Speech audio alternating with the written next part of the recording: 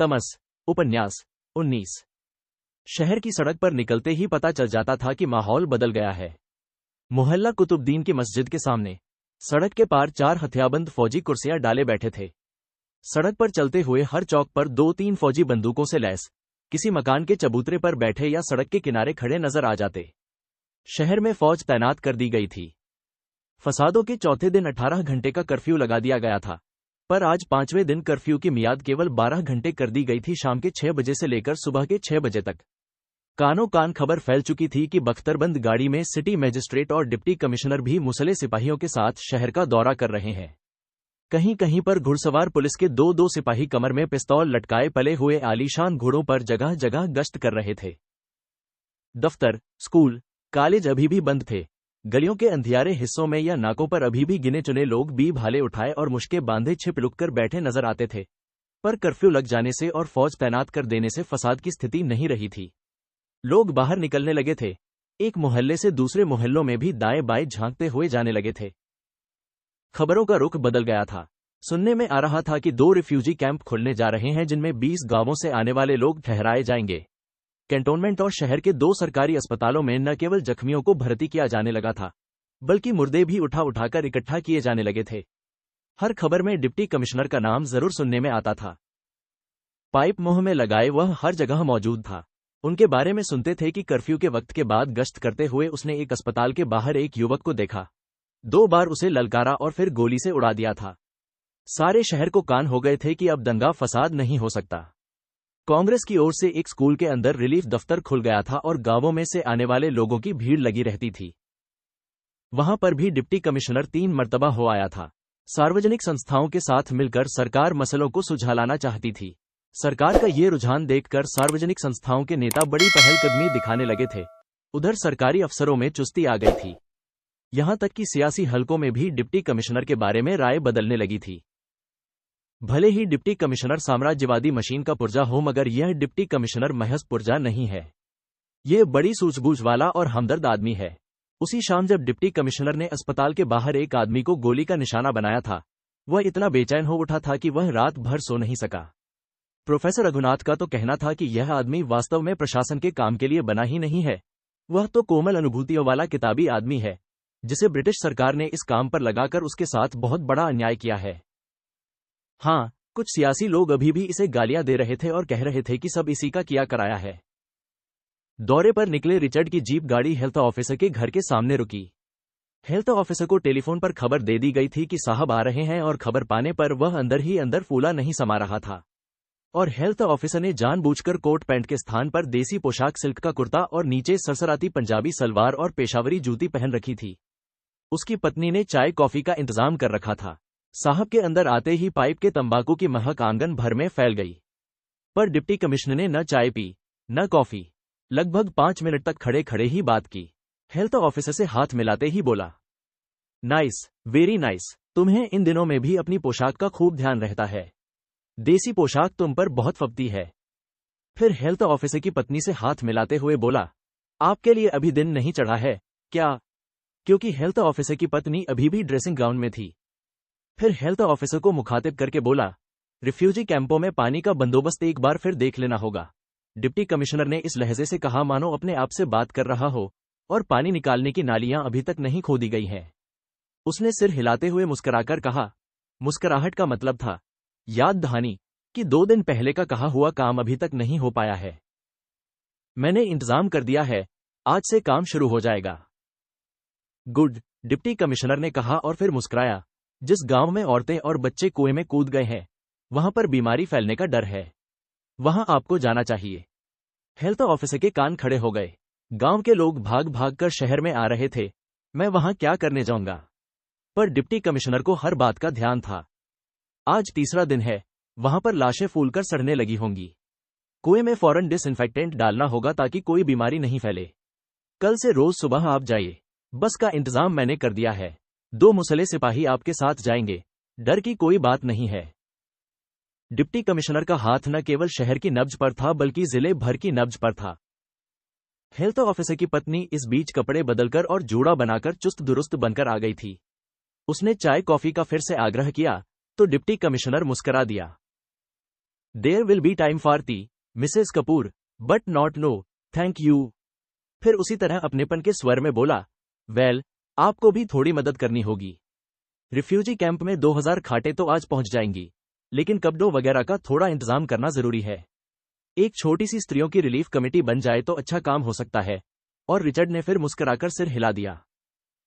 Richard में यह बहुत बड़ा गुण था। वह बात इस ढंग से करता कि लगता कोई मामला मशवरे के लिए उठा रहा है, पर वास्तव में वह हुक्म होता, निर्देश होता। हेल्थ ऑफिसर की पत्नी भी फूली नहीं समाई। डिप्टी कमिश्नर की पत्नी के साथ काम करने का मौका मिलेगा, इससे बढ़कर क्या चाहिए।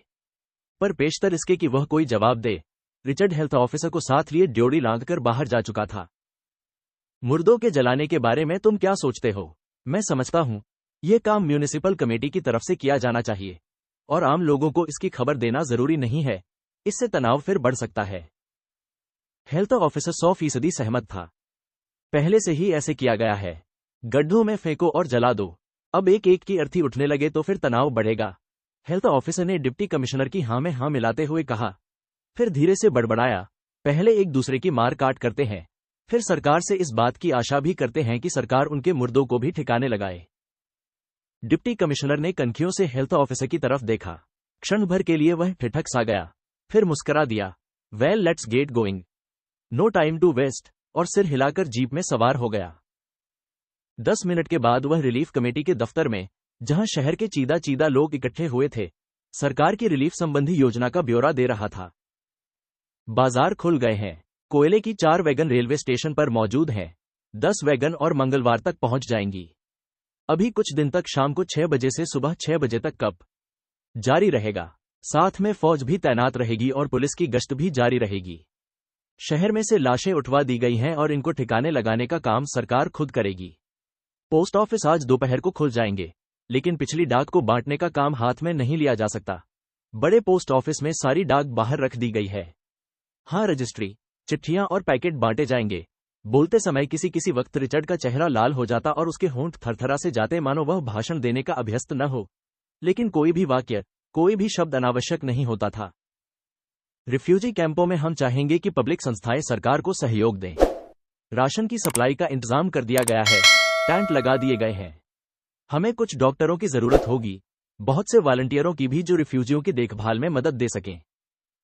बोलते समय रिचर्ड की पैनी नजर ने सभा में बैठे अनेक व्यक्तियों को पहचान लिया था और उनका रुख भी भांप लिया था।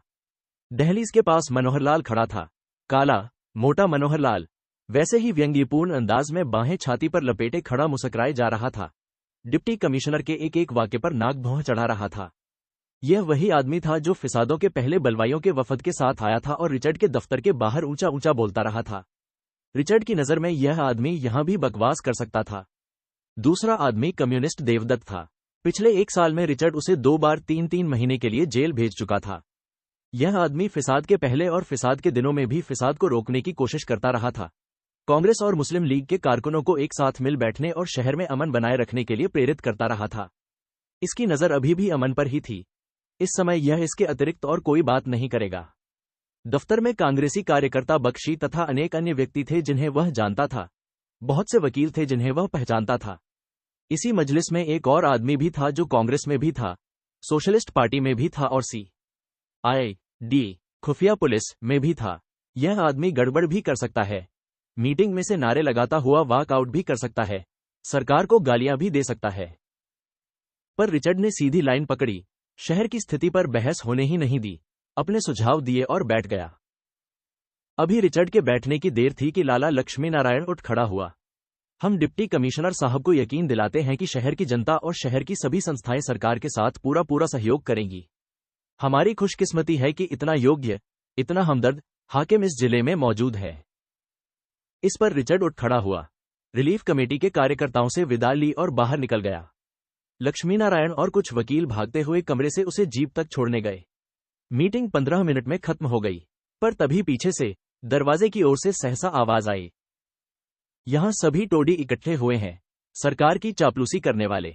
हम किसी से डरते नहीं हैं, साफ बात मुंह पर कहते हैं। इन फिसादों के लिए जिम्मेदार कौन है? सरकार उस वक्त कहां थी जब शहर में तनाव बढ़ रहा था? अब क्यों लगाया गया है? उस वक्त क्यों नहीं लगाया गया? उस वक्त साहब बहादुर कहां थे? हम किसी से डरते नहीं हैं, साफ बात मुंह पर कहते हैं, मनोहरलाल बोले जा रहा था, पर उस वक्त तक जीप जा चुकी थी। बस, अब इन बातों को यहां लाने की जरूरत नहीं है। रिलीफ कमेटी के काको उठने लगे थे जब एक सज्जन ने उसके पास से गुजरते हुए कहा, निकाल लो गालियां सरकार को, क्या बना लोगे? इस वक्त सरकार को गालियां देने से तुम्हें क्या मिल जाएगा? ओ बख्शी जी, आप भी ऐसी बात कहते हैं? आप भी अब जाकर चरखा काटिए या गलियां साफ कीजिए। सियासत आपके वश का रोग नहीं है। तो इतना चिल्लाता क्यों है? क्या मैं नहीं जानता कि फिसाद अंग्रेज करवाता है? गांधी जी ने एक बार नहीं 10 बार कहा है। फिर आपने किया क्या है? क्या नहीं किया है? मुस्लिम लीग वालों के पास गए हैं कि शहर में अमन रखने के लिए हमारे साथ मिलकर काम करो। डिप्टी कमिश्नर के पास गए हैं कि फौज बैठाओ और फिसाद को रोको। और हम कर ही क्या सकते थे? और अब जब लोग बर्बाद होकर आए हैं, हमारा क्या फर्ज है? हम उनकी मदद करें या सरकार को गालियां दें? बड़ा आया एनएलबी। हमने भी बहुत देखे हैं, हमसे न बुलवाइए बख्शी जी, हम सब जानते हैं। कांग्रेस के मेंबर रिफ्यूजी कैंप में सरकार से सप्लाई के ठेके ले रहे हैं। कहो तो नाम भी बता दूं। ठेके ले रहे हैं तो मैं क्या करूं? आप लोगों ने उन्हें कांग्रेस में भी चौधरी बना रखा है। तभी एक काकू मनोहरलाल के पास आया और मनोहरलाल की कमर में अपना हाथ देकर उसे वहां से ले चला। छोड़ो यार, हमने बहुत देखे हैं। यहां सब तोते बैठे हैं। गांधीजी वर्धा में बैठे हुक्म देते हैं तो यहां उस पर अमन होने लगता है, लेकिन खुद वह कुछ नहीं सोच सकते। डिप्टी कमिश्नर को यहां बुलाने का क्या मतलब था? पर उसका दोस्त उसे धकेलता हुआ फाटक तक ले गया। गेट पर पहुंचकर मनोहरलाल ने बड़बड़ाना छोड़ दिया। लाओ अब सिगरेट तो निकालो, 2 कश तो लगाएं। और दोनों दोस्त गेट के पास चबूतरे पर बैठ गए। डिप्टी कमिश्नर के चले जाने के बाद बख्शी जी के मन की स्थिति भी कुछ कुछ वैसी हो रही थी। फिसाद करवाने वाला भी अंग्रेज, फिसाद रोकने वाला भी अंग्रेज, भूखों मारने वाला भी अंग्रेज, रोटी देने वाला भी अंग्रेज, घर से बेघर करने वाला भी अंग्रेज, घरों में बसाने वाला भी अंग्रेज। पर जब से फिसाद शुरू हुए थे बख्शी जी के दिमाग में धूल सी उड़ने लगी थी। बस केवल इतना भर ही बार बार कहते रहे, अंग्रेज फिर बाजी ले गया, अंग्रेज फिर बाजी ले गया। पर शुरू से आखिर तक स्थिति उनके काबू में नहीं आई। जिस बीच रिचर्ड शहर का दौरा कर रहा था, उसी बीच लीजा बोरियत से परेशान हो रही थी। अपने बेडरूम में से निकलकर वह बड़े कमरे में आ गई। अलमारियों में ठसाठस भरी किताबें छाती का बोझ बनी हुई थीं। लगता समय की गति थम गई है और कुछ भी हिलडुल नहीं रहा है। हर चीज को लकवा मार गया है। अगर कुछ जीवित है तो गौतम बुद्ध और बोधिसत्वों की आंखें, जो अंधेरे कोनों में छल और कपट से भरी असंख्य षड्यंत्रों के जाल बिछाती सी उसकी ओर देखा करती है। शाम के वक्त इस कमरे में आते हुए उसे डर लगने लगा था। जगह जगह खड़े बुत उसे विषैले सांपों के सिर जैसे लगते थे। वह खाने वाले कमरे में आई। यहाँ का वायुमंडल कहीं अधिक शांत था। यहाँ फूल थे, मध्यम रोशनी थी। यहाँ बुत न थे, न ही किताबों का बोझ था। यहाँ वातावरण में स्निग्धता थी। व्यक्ति यहाँ सब कुछ भूल सकता था, बहुत कुछ याद कर सकता था। ऐसी रोशनी प्रेम करने के लिए बनी थी, अलसाने के लिए, आलिंगनों और चुंबनों के लिए। लीजा को अपना गला रुंधता सा महसूस हुआ और आंखों में आंसू चुभते से लगे। अंदर ही अंदर फिर से कुछ घुमड़ने लगा था और धीरे धीरे उसकी बेचैनी बढ़ने लगी। इस कमरे की स्निग्धता भी असह्य सन्नाटे में बदल गई। सहसा उसके अंदर अकुलाहट सी उठी। अपनी सिसकी को दबाती हुई वह उठी और किचन की ओर जाने वाले बरामदे के पास जोर से चिल्लाई, बैराई। दूर कहीं से दीवारों की अनगिनत परतों को लांघती हुई सी आवाज आई, मेम साहब। और कंधे पर झाड़न लटकाए खानसामा धुल की चाल चलता हुआ मेम साहब के सामने आकर खड़ा हो गया। 4 बज रहे थे। वह जानता था क्या आदेश होगा। कभी 3 बजे, कभी 4 बजे, कभी 4:30 बजे तक मेम साहब का धैर्य चुक जाता था। और वह जिस कमरे में भी होती, चिल्लाकर बुलाती थी, बियर लगाओ, ठंडा बियर मांगता।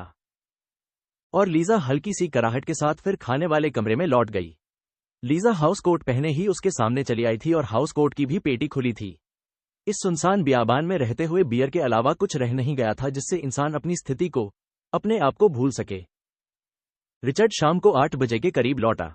लीजा नशे में धुत सोफे पर ही पड़ी पड़ी सो गई थी। तिपाई पर बियर की बोतल में अभी भी कुछ यूंट बच रहे थे। सोफे के एक सिरे पर लीजा का सिर लुढ़ककर लटक सा रहा था और उसके बाल उसके आधे चेहरे पर छितरा गए थे। हाउस कोट ऊपर खिसक आया था जिससे घुटने नंगे हो रहे थे। Dam this country, dam this life, Richard सोफे के सामने खड़ा खड़ा बुदबुदाया। अपने घर में पहुंचने पर रिचर्ड दूसरी दुनिया में पहुंच जाता था। घर के अंदर इंग्लैंड की जिंदगी थी, उसकी निजी जिंदगी और उसकी समस्याएं जिनका बाहर की दुनिया से दूर पार का भी संबंध नहीं था। बाहर की जिंदगी तो धंधा था, असल जिंदगी तो घर के अंदर थी, जो उसकी निजी जिंदगी थी। अलावा उस अध्ययन के जिसमें वह घर और बाहर दोनों को भूल जाता था। वह सोफे के एक सिरे पर बैठ गया और आगे बढ़कर लीजा को गाल पर चूम लिया। अपना फर्ज निभाते हुए औपचारिकता में रात को कभी कभी जिस उत्तेजना और आग्रह के साथ इस देह को बाहों में भरा करता था, इस वक्त यही देह उसे स्थूल और मांसल और अनाकर्षक लग रही थी। लीजा का वजन फिर से बढ़ने लगा था और उसकी आंखों के नीचे घूमड़ बनने लगे थे। बोरियत के कारण लीजा मोटी होती जा रही थी। हर बार घर लौटने पर वह लीजा को इस स्थिति में देखता तो उसका मन खिन्न हो उठता। लीजा, उसने आगे झुककर लीजा के कान में कहा और हाथ बढ़ाकर उसके माथे पर से बाल हटा दिए। लीजा गनूदगी में थी। रिचर्ड ने उसे कंधे से हिलाया। फिर यह देखकर कि लीजा इस स्थिति में नहीं है कि मेज पर बैठकर भोजन करे, उसे उसके बिस्तर में लिटा देना ही मुनासिब होगा। उसने दायां हाथ लीजा की गर्दन के नीचे दिया और बायां हाथ घुटनों के नीचे और लीजा को उठाकर कमरे में ले जाने की कोशिश करने लगा। तभी रिचर्ड को लगा जैसे नीचे से लीजा का हाउस कोट गीला हो रहा है, और फिर उसकी नजर सोफे पर पड़ी, जिस ओर लीजा की टांगे रही थीं। वहां पर सोफे की सीट पर गोलाकार में सोफे का एक हिस्सा गीला हो रहा था। लीजा ने सोफे पर फिर पेशाब कर दिया था। रिचर्ड का मन वितृष्णा से भर उठा। पेशाब की तीखी गंध उसकी नाक में गई। रिचर्ड ने खड़े खड़े ही सिर हिला दिया। कहानी फिर से दोहराई जाने लगी है। अभी लीजा साल भर घर में लंदन में बिताकर आई थी। उससे पहले वह ऊबकर भारत से भाग गई थी। ये फिर भाग जाएगी, या तो फिर से चली जाएगी, या फिर मुझे अपनी तब्दीली किसी दूसरी जगह करवानी पड़ेगी। सोफे की ओर देखकर उसे सहसा एक अनोखी सी बात याद आ गई और वह मुस्कुरा दिया। ये सोफा उसने यहां तब्दील होने पर कमिश्नर लॉरेंस से लिया था, जो स्वयं तब्दील होकर लखनऊ जा रहा था। और जब बाद में उसने सोफे पर से कपड़ा उतारा था तो उसके नीचे भी वैसा ही भद्दा चटाक नजर आया था जैसा अब नजर आ रहा था। और उसने सुन रखा था कि कमिश्नर की पत्नी भी बोरियत का शिकार थी और वह भी नशे में या तो रोते रोते या हंसते हंसते सोफे को गीला कर दिया करती थी। और कमिश्नर भी जगह जगह अपनी तब्दीलियां करवाता फिरता था और अंत में उसकी पत्नी उसे छोड़ गई थी और फौज के एक युवा कप्तान के साथ ब्याह कर लिया था। रिचर्ड ने अपनी पत्नी की ओर देखा, फिर सोफे की ओर। इस घर का भी ऐसा ही कुछ हश्र होगा, उसने मन ही मन कहा और लीजा को उठाए हुए उसे बेडरूम की ओर ले चला। बेडरूम तक पहुंचते पहुंचते लीजा जाग गई थी। कुछ नशा भी उतरने लगा था। क्या है रिचर्ड, मुझे कहां ले जा रहे हो? तुम्हारा गाउन नीचे से गीला हो रहा है। लीजा, मैं तुम्हें तुम्हारे कमरे में ले जा रहा हूं। पर लीजा ने इस उत्तर को स्पष्टतः ग्रहण नहीं किया। लीजा को उसने बिस्तर के पास रखी आराम कुर्सी पर बिठा दिया। खाना खाओगी, लीजा? खाना? कैसा खाना? रिचर्ड का मन हुआ उसे दोनों कंधों पर से पकड़कर झंझोड़ दे, वह फौरन जाग जाएगी। पर उसने ऐसा कुछ नहीं किया और दोनों हाथ कमर पर रखे उसे घूरता रहा। लीजा ने छितरे बालों के बीच सिर ऊपर उठाया। रिचर्ड, तुम हिंदू हो या मुसलमान? और यह कहकर वह हौले से हंस दी। तुम कब आए? मुझे पता ही नहीं चला, लीजा ने कहा। तुम दिन का खाना खाने आए हो या रात का? रिचर्ड को क्षण भर के लिए लगा जैसे लीजा व्यंग्य कर रही है कि वह इतनी ज्यादा नशे की खुमारी में नहीं है जितनी बन रही है। इस पर वह उसके सामने पलंग पर बैठ गया और उसके बाजू पर हाथ रखकर बोला, आजकल मुझे बहुत काम है लीजा, तुम्हें मालूम होना चाहिए। बहुत काम है। शहर में अनाज की मंडी जल गई है और देहात में 103 गांव जल गए हैं। 103 गांव जल गए और मुझे पता ही नहीं चला। मैं सोई रही और मुझे पता ही नहीं चला। फिर शिकायत के लहजे में बोली, मुझे बता तो दिया होता रिचर्ड, मुझे जगाकर ही बता दिया होता।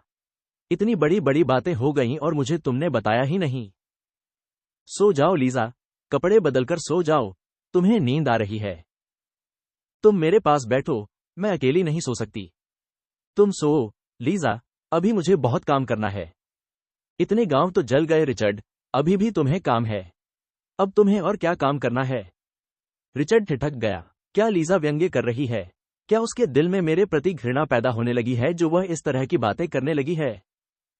नशे में डूबे हुए सभी व्यक्तियों की तरह लीजा भी, जो मन में आता, कहे जा रही थी। वह कुर्सी पर से उठी और लड़खड़ाती हुई पलंग पर रिचर्ड से सट कर जा बैठी। फिर अपनी बाहें रिचर्ड के गले में डालकर अपना सिर उसकी छाती पर रख दिया। नहीं, यह नफरत नहीं हो सकती। उसने अनजाने में ही यह वाक्य कह दिया होगा। तुम मुझसे प्यार नहीं करते, मैं जानती हूं, मैं सब जानती हूं। फिर रिचर्ड के बाल सहलाकर बोली, कितने हिंदू मरे, कितने मुसलमान मरे, रिचर्ड, तुम्हें तो सब मालूम होगा। अनाज मंडी क्या होती है? रिचर्ड चुपचाप उसकी ओर देखता रहा। उसकी ओर देखते हुए किसी किसी वक्त रिचर्ड के मन में लीजा के प्रति घृणा का भाव भी उठता, जितना ज्यादा वह नशा करने लगी थी, उतना ही ज्यादा वह उसके लिए अनाकर्षक होती जा रही थी। मांस का लोथड़ा बनती जा रही थी। इस तरह का रिश्ता ज्यादा दिन नहीं चल सकता। रिचर्ड की आंखें लीजा के चेहरे पर ठिठक रहीं। लीजा के प्रति उसकी भावनाएं भी स्पष्ट नहीं थीं। इस लड़की से विवाह संबंध बनाए रखे या तोड़ दे, ये सवाल भी अपने करियर के संदर्भ में ही सोचा जा सकता था। इस वक्त उसके करियर में एक निर्णायक घड़ी आ पहुंची थी, जिसमें एक नाजुक सा संतुलन बनाए रखना बेहद जरूरी था। यह देखना निहायत जरूरी था कि जनता का असंतोष ब्रिटिश सरकार के विरुद्ध न भड़के। अभी तक उसने सब काम बड़ी समझदारी और कुशलता से संपन्न किए थे। लोग उसकी ईमानदारी से प्रभावित हुए थे। हर बात सटीक बैठी थी। इसलिए इस समय लीजा को जैसे तैसे साथ बनाए रखना जरूरी था। उसने आगे झुककर लीजा का गाल चूम लिया। सुनो लीजा, रिचर्ड ने उत्साह से कहा, मुझे कल सैयदपुर जाना है। एक कुएं में डिसइंफेक्टेंट डलवाना है, जहां कुछ औरतें डूब मरी थीं। तुम भी साथ क्यों नहीं चलती? उधर से हम मोटर में टैक्सला की ओर निकल जाएंगे। टैक्सला का म्यूजियम देख लेंगे। क्या कहती हो? वह सारा इलाका बड़ा सुंदर है। लीजा ने उनींदी आंखों से रिचर्ड के चेहरे की ओर देखा। मुझे कहां घुमाने से चलोगे, रिचर्ड? मुझे जलते गांवों की सैर कराओगे? मैं कुछ भी देखना नहीं चाहती, कहीं भी जाना नहीं चाहती।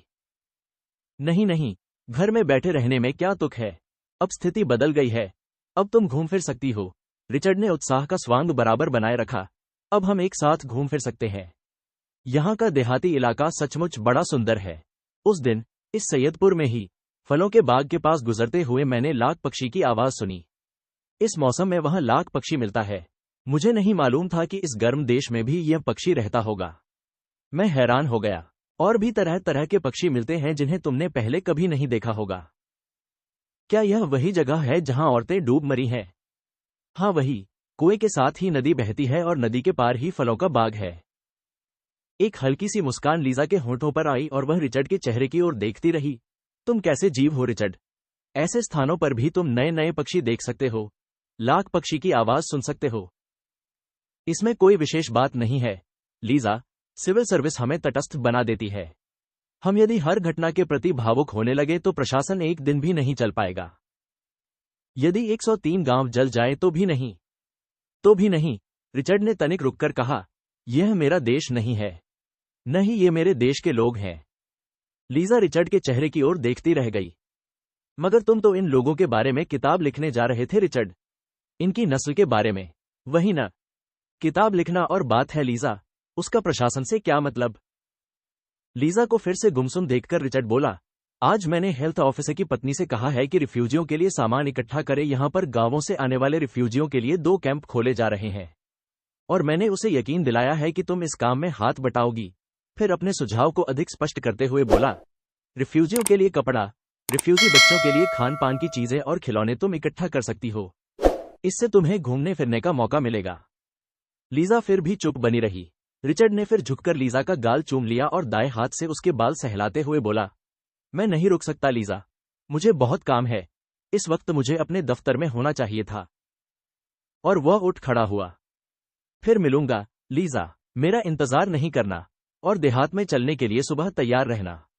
हम 8 बजे निकल जाएंगे। और वह कमरे से बाहर निकल गया। लीजा देर तक बैठी खुले दरवाजे की ओर देखती रही। उसके शरीर में सिहरन सी दौड़ गई। कमरा फिर साए साए करने लगा।